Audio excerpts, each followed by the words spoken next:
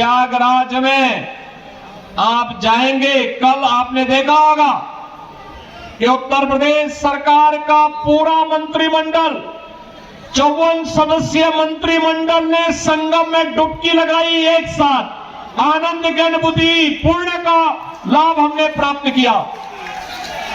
इसलिए क्योंकि अब प्रयागराज में मां गंगा का जल बहुत शुद्ध है, त्रिवेणी में जल बहुत शुद्ध है, नमामि गंगे परियोजना का लाभ वहां लिया गया, उसे पूरी ईमानदारी के साथ लागू किया गया।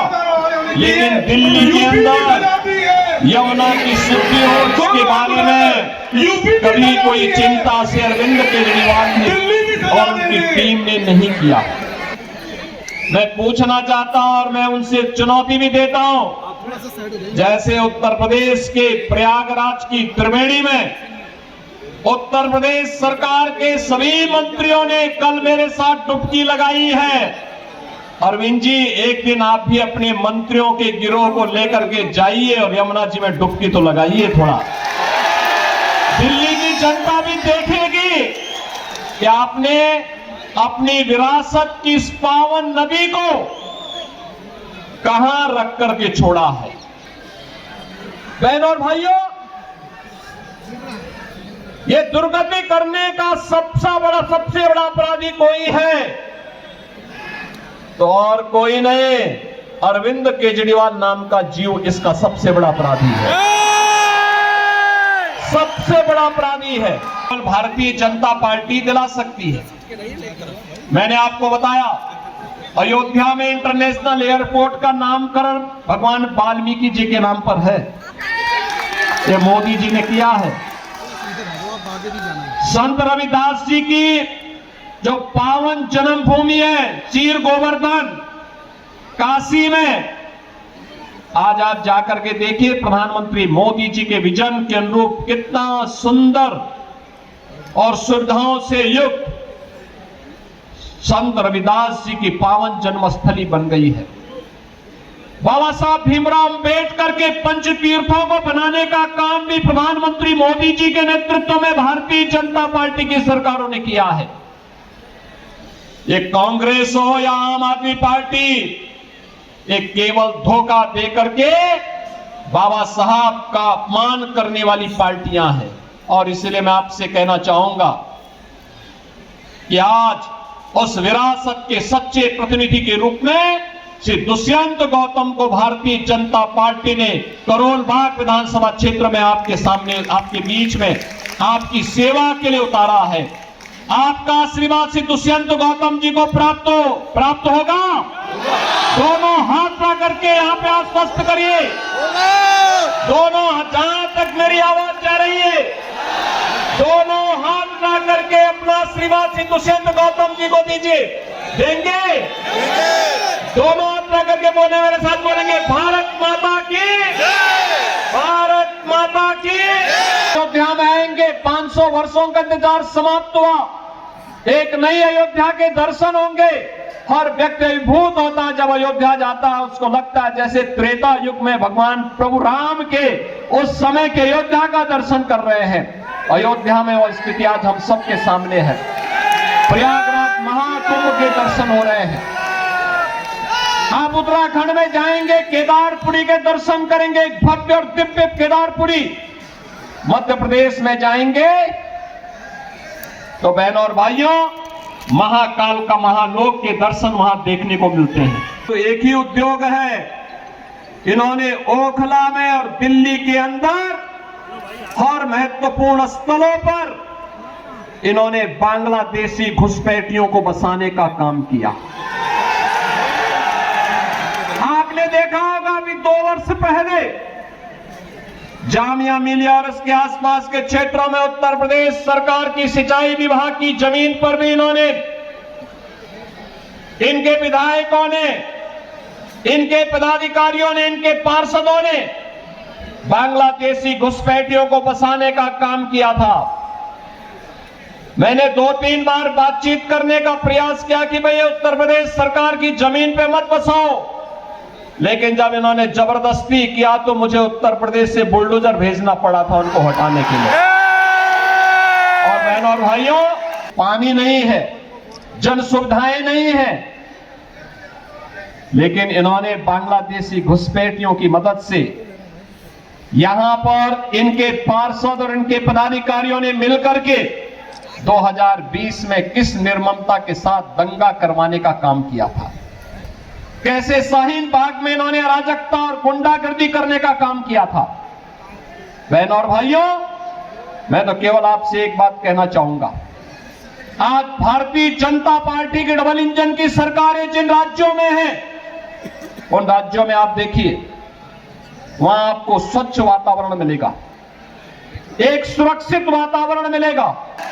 मैंने उनको वहां पूरी निर्ममता के साथ अपनी सरकारी जमीन खाली करवाई और फिर उसे बैरिकेड करके उत्तर प्रदेश की पीएसी को वहां तैनाती दे दी है कि भाई अब आप यहां रहिए।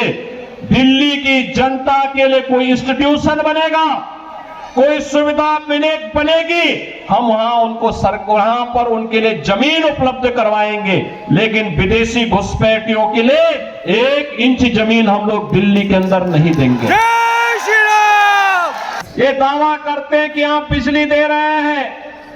बहनों और भाइयों, दिल्ली की बिजली सबसे महंगी बिजली है और 24 घंटे बिजली नहीं मिलती है।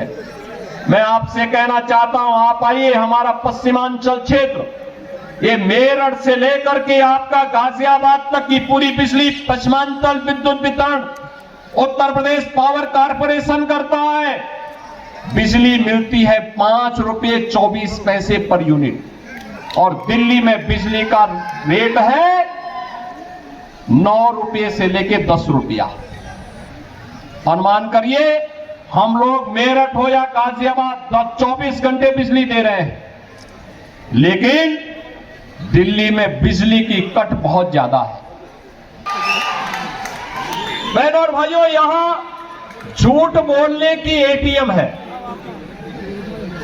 सुबह से लेके सायंकाल तक एक से एक झूठ को बड़ी होशियारी के साथ गढ़ने वाला व्यक्ति है और पिछले 10 वर्षों में दिल्ली की जनता को कैसा झूठों वायदे करते करते उन्होंने दिल्ली को नरक बना दिया है। फैलाकर आशीर्वाद मांगने आई हूं अपने बड़े भाई आदरणीय श्री दुष्यंत गौतम जी के, और ऐसे नहीं, इसीलिए क्योंकि अगर मुझे आप करोल बाग से दुष्यंत जी जैसे अनुभवी, कर्मठ, जुझारू और इतने ज्यादा करुणामय विधायक भाजपा के विधायक दे देंगे तो मैं आपको वचन देती हूं कि दुष्यंत भाई साहब और मैं मिलकर करोल बाग विधानसभा का कायाकल्प कर देंगे। तो संत गुरु रविदास महाराज के, डॉक्टर भीमराव अंबेडकर जी की, दुर्बलदास महाराज जी की, रामदेव जी की, महर्षि वाल्मीकि जी की। आपको आज नजर आएगा, ज्यादा दूर मत जाइए, दिल्ली से लगे हुए उत्तर प्रदेश के महानगरों को देख लीजिए और दिल्ली के अंदर आम आदमी के कारनामों को आप तुलना कर लीजिए तो आपको अंतर स्पष्ट नजर आ जाएगा। और मैं इसीलिए आपसे कहने के लिए आया हूं, अगले 35 दिनों तक ये सिलसिला चलेगा और इन 35 दिनों, कुल 45 दिनों में प्रयागराज की धरती पर 45 करोड़ श्रद्धालु आकर के पुण्य का भागीदार बनेगा। मैं इसीलिए आपसे कहने के लिए आया हूं, दिल्ली की यात्रा से प्रारंभ नहीं होती। 5000 वर्षों का इतिहास है दिल्ली का। दिल्ली की 5000 वर्षों के इस इतिहास में कभी ये दिल्ली इंद्रप्रस्थ के रूप में जानी जाती थी। ये दिल्ली अपने वैभव के लिए जानी जाती थी।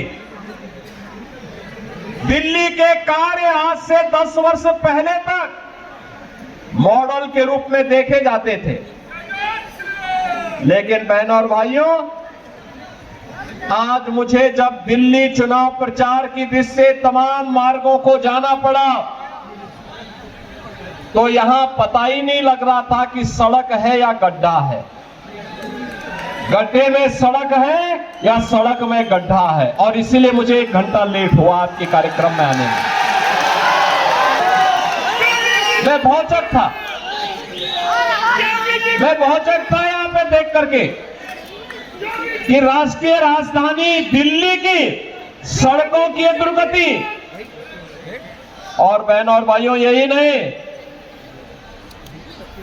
जब मैंने सड़कों पर गंदगी का ढेर देखा, कूड़ा पड़ा हुआ है, प्लास्टिक से सड़कें पटी हुई है, गंदगी का ढेर जगह जगह लगा हुआ है, गंदगी के बड़े बड़े पहाड़ दिखाई दे रहे हैं, सीवर लाइन सड़कों पे बह रही है। और दिल्ली, अभी तो ये जनवरी चल रहा है, आप देखना फरवरी के बाद जब पेयजल का संकट आता है, टैंकर माफिया यहां पे हावी होगा, तब का क्या दृश्य होता है।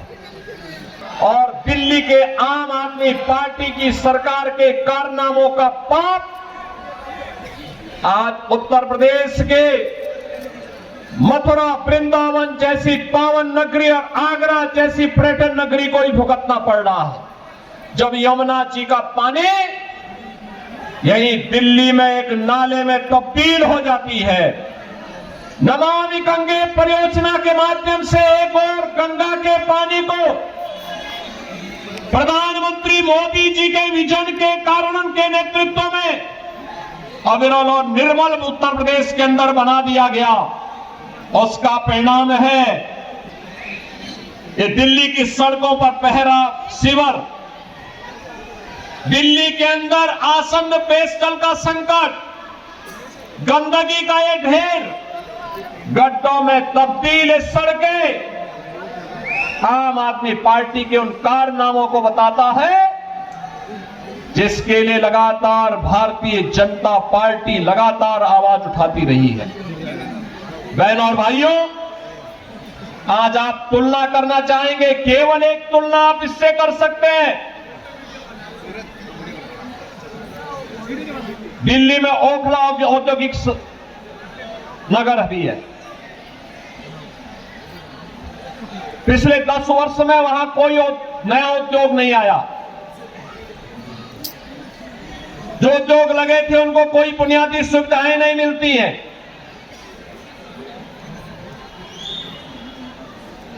और एक न्यू ओखला के रूप में, नोएडा के रूप में आप जानते हैं, आपने देखा होगा पिछले 8 वर्ष के अंदर नोएडा, दिल्ली से लोग प्लान करके अब नोएडा में बस रहे हैं, ग्रेटर नोएडा में बस रहे हैं। वहां के इंफ्रास्ट्रक्चर को दिल्ली के इंफ्रास्ट्रक्चर से तुलना करिए, जमीन आसमान का अंतर नजर आएगा। वहां की सड़कें, वहां की सुविधाएं, वहां का सिस्टम, नोएडा हो या ग्रेटर नोएडा या फिर गाजियाबाद,